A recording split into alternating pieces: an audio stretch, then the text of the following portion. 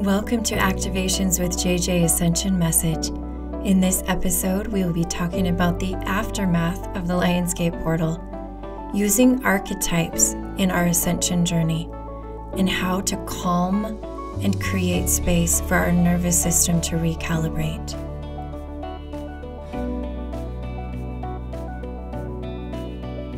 Hello, my dear soul family. I'm so excited to be with you today for this Ascension Message episode.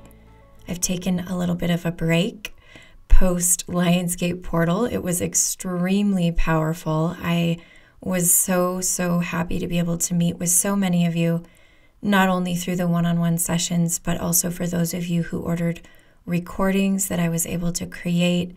It was incredible to bring through so many powerful messages from your guides. And of course, there were some obvious themes in that, and I'll talk about those in just a moment. But I do want to drop in and let you know, as I've already said in a couple of past episodes, this month I am carrying out my Galactic Federation Seminar Series. We just kicked off on the 14th of August, and those go for 3 weeks. I have actually closed enrollment for that course, but I will be offering the playbacks in early September. So if you were unable to jump into that and really wanted to be part of it, don't you worry. You'll have access to all of that information early September. That being said, the only 2 gatherings I actually held this month have already come and gone, and they were also extremely powerful. That was our Galactic Federation gathering on the 13th of August, where I really feel we were prepping for the Galactic Federation Seminar Series. Even though some people were in both gatherings, it just felt like energetically we were getting ready for those gatherings. It was super powerful.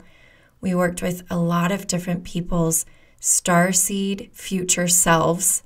We brought in a bunch of different light language, and then we also called in our Lemurian past selves to help us heal from the trauma of Lemuria and to not repeat what happened in Atlantis. There was some really just amazing energies. The playback for that is actually available for purchase on my website. So I'll leave the link below here and you can listen to it and pretend you were there. It's going to be powerful no matter what. The fairies gathering that happened just the day later, so the 14th of August, was also so amazing. What we ended up doing is finding these 12 gold cubes and anchoring them all throughout the planet with the help of the undines, the mermaids, the sea people, the dolphins, the whales. We also worked with the mushroom people, the mycelium people. They literally helped us to anchor these codes, as well as unicorns who created these rainbow sort of bridges and helped us to grid a little bit better with Gaia. It was, I can't even describe it with words almost, especially in like just a few seconds. So that playback is also available. I'll drop that in the description to this podcast episode. Lastly, I do want to mention there is an upcoming event that I don't want to forget to let you know about, and that is my first in-person live event, which will be held in Los Angeles on September 17th. That link to sign up should be live by the time I put out this podcast. It's got some very limited spots live in person, but you can also order to be live streaming it if you are not located in that area. I'll be working with Reiki and Flow Healing. That's the Instagram handle that she goes by, and her name is Queenie. And if you are not already following her, I highly recommend that you do. She is amazing.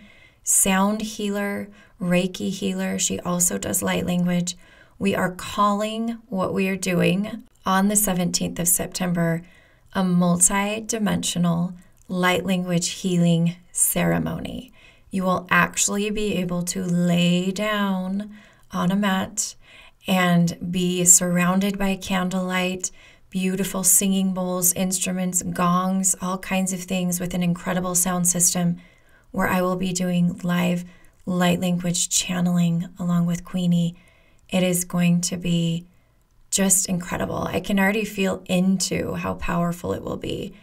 And I would love to co-create with you either in person or through the live stream. So again, If you're interested in joining us, the links are below. So those are the main events that I want to drop in and talk about, just like I normally do. But I also want to tap into some of the aftermath of the Lionsgate portal. If you know what I mean when I say aftermath, I can tell a lot of you are nodding your heads because here's what I've been feeling from most people. One, when I got done with their sessions, almost every single session, hands down, nobody had anything to say. They were almost speechless. The power was so strong that I would come out of the guided meditations that I do, the activations that I do, and normally at the end of a session, we'll take, 5-10 minutes and just chat, ask questions, talk a little further about it. And every time I come out of one of those Lionsgate portal activations, everybody would just sit kind of in a glazed over look and just be integrating still. And I'd say, okay, well, we're done. We don't need to move on further. We're just integrating. And that is, I think, still the energy I'm tapping into for most people. A lot of the sessions that I've been having with people lately, I've felt drawn to do less light language, which is really interesting too. And what Spirit has let me know is that a lot of people's systems are trying to recalibrate and integrate the Lionsgate portal energies. And so less is more right now. And so that's my main message for this kind of part of this episode is less is more, stillness over great amounts of activity, pace yourself, be gentle with yourself. I've really been tapping into some of the plant medicine styles that have existed up until this point, and I'm feeling this more divine feminine, gentle working with the plant medicine thing coming through where it's not so much extreme, like you hit a brick wall and you're like, whoa, just knocked over and bowled over by it because whatever you took is just bringing you to your knees. That is not the energy that I'm tapping into for upcoming things that are involved with plant medicine. I'm really feeling this draw to encourage people to seek out more gentle ways if they choose to do plant medicine, or just tapping in to the energy of the plant medicine rather than the physical essence of the plant medicine is also very, very powerful. So those are some things, again, that have been dropping in. Another one that I want to share has been super fascinating, and I think it's really related to our ascension journeys, our shift, and our upgrades when we talk about all those things. This is actually something that you can do on your own through intuition, but I had a session with someone and asked their permission to share this. Even though I'm not naming any names, I feel like what I channel for you in a session is very private to you, and I won't share them on my podcast unless I have permission. But what happened is we were guided by Spirit to change out all of the hard drives in their chakras. Right? So it on my end as the channeler and my clairvoyance and seeing it, I saw the chakra and I saw this little, like it kind of looks like when you add memory cards or even like a hard drive in the inside of a computer into it and you slide it into the little slot. It's like we removed the old hard drives and we put in a new hard drive. And I'm not a big computer guru, so the best they could do is tell me hard drive because Spirit's always struggling a little bit because my knowledge of like physics and quantum physics and chemistry, and that's what's been coming through a lot in a lot of sessions.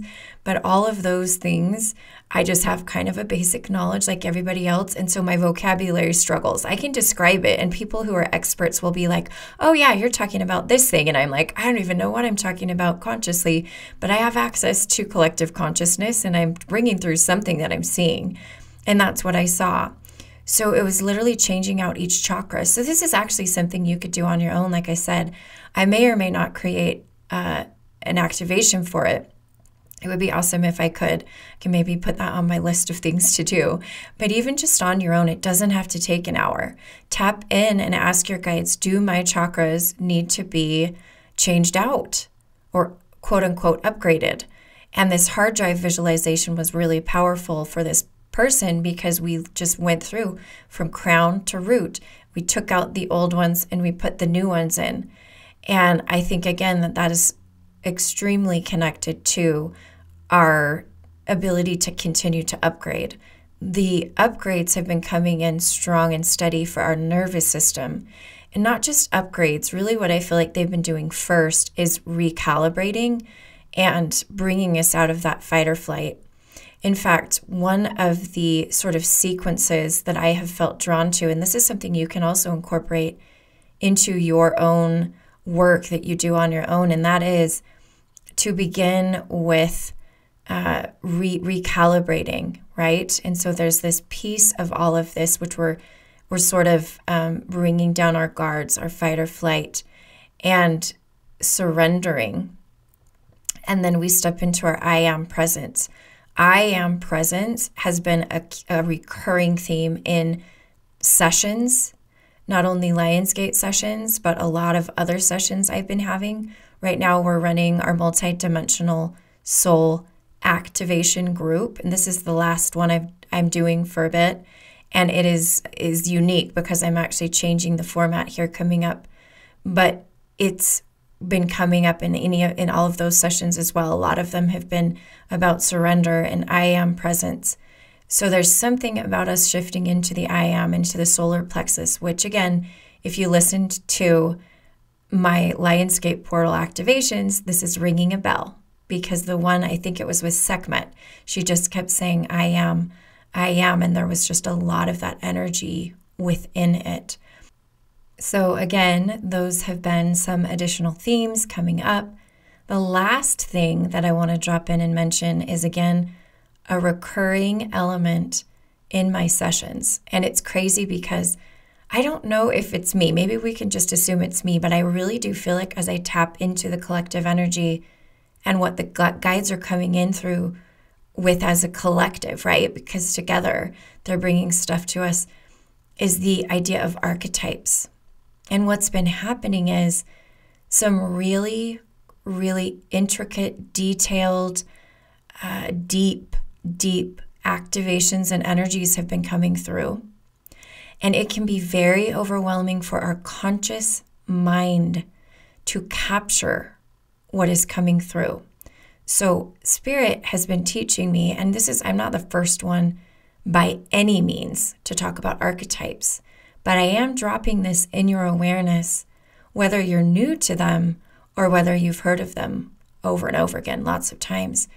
Archetypes are a great way to deliver a complex package of information in the best way for us to be able to receive and integrate it.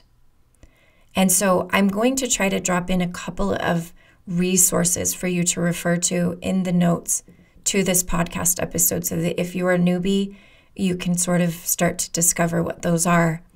But archetypes are also a really good way for us to navigate our own personal development, spiritual development, ascension journeys. Some really interesting things have been coming up where this is kind of a limbo energy for people right now. There's a lot of timelines presented to us. And as we tap into the archetypes, which we will step into in these future timelines, we can kind of decide which ones draw us to them most. It's more than what am I supposed to do? What's my purpose? And what Spirit's been doing is like, oh, here's a bunch of archetypes. Which one would you like to do? Which role would you like to play? It literally is like Dolores Cannon always says, where she talks about it being like a script for like a movie and you're playing a character. That just dropped in. I love Dolores Cannon so much. And it's that same thing. And we're the actors, so we get to choose our roles. So much of that ties right back in to the I am solar plexus stuff that I mentioned a second ago. So again, these are the themes that have been coming up for me lately. I have obviously also been in a little bit more of a restful state when it comes to creating the podcast content.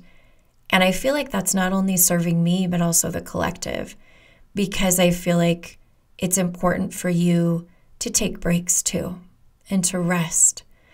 If you are still craving a little bit of light language and some activations, and they may not be quite as prevalent here in my content on the YouTube channel or on my podcast, you're welcome to follow me on Instagram. I still post daily light language activations and little snippets and aha moments, channeled messages, not only on Instagram, but also on my TikTok channel. So either one of those places is where you can find me, connect with me. I am here holding space for you.